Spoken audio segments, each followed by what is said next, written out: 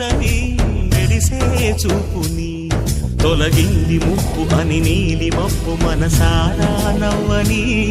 చిరుజల్లు ముంపు మన ముంగిలంత ముత్యాలే చల్లని